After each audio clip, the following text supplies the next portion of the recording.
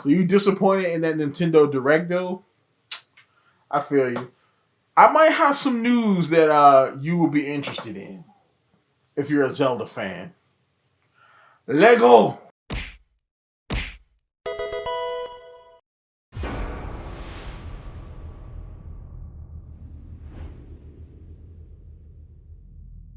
What is up, YouTube? It's RSMario here, bringing you another Legend of Zelda video.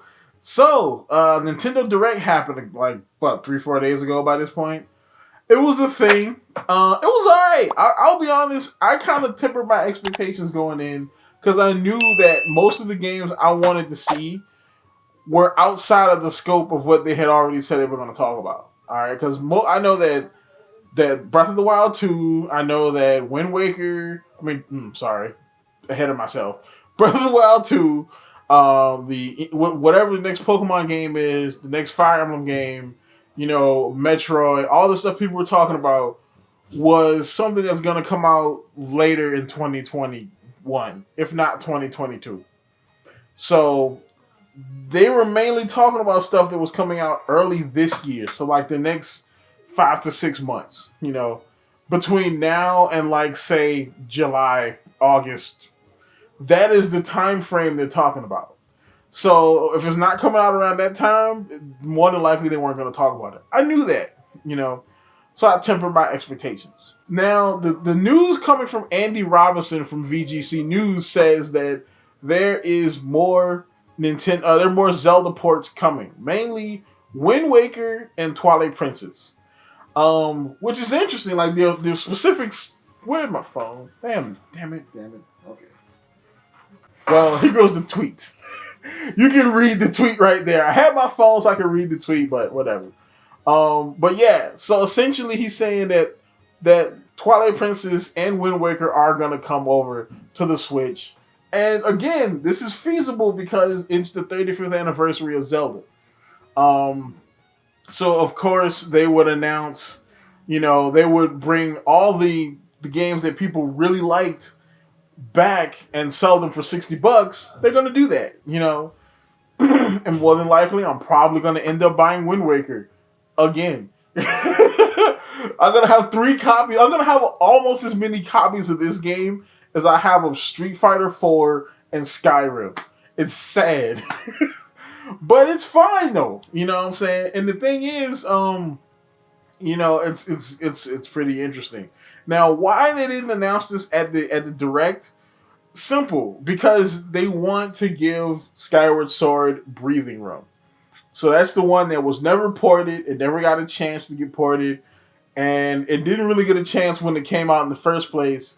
So it gives new Zelda fans a chance to buy that game, experience that game, because if they announced all 3 of them at the same time, people are just going to wait for whichever one they want to buy, either Twilight Princess or Wind Waker.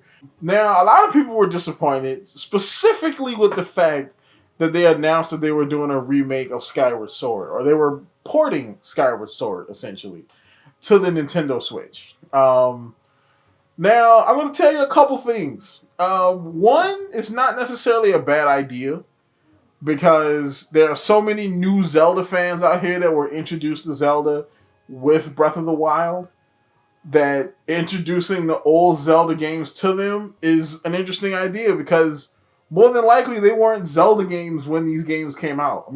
They weren't Zelda fans when these games came out. They were, they started with Breath of the Wild. Now, we started with like maybe Ocarina of Time, or if you're an OG, you started before then. Not everybody is like us. You know what I'm saying? So letting them have a chance to play Skyward Sword is good, because they get to play more Zelda games, and it's good from a business perspective because more than likely they're going to buy it. Now, I will admit the price is not the best. This really should have been $49.99. It should have been $50. But, it is what it is. I think Skyward Sword gets a lot of hate. I don't think the game is that bad. Personally, I haven't finished the game, but I don't think the game is that bad. It's just that the game came out at a bad time. Like, Skyrim stumped this game All right, Skyrim came out and made such an impact that Skyward Sword just kind of got swept under the radar.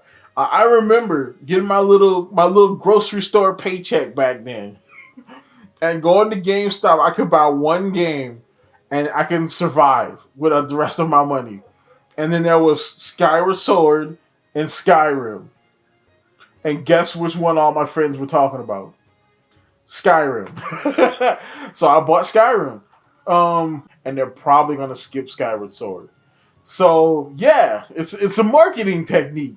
Come on, here's Skyward Sword. We're not gonna talk about these ones until probably June. I would say E3 time. Because it was around what, July, August when they started talking about the Mario 35th anniversary.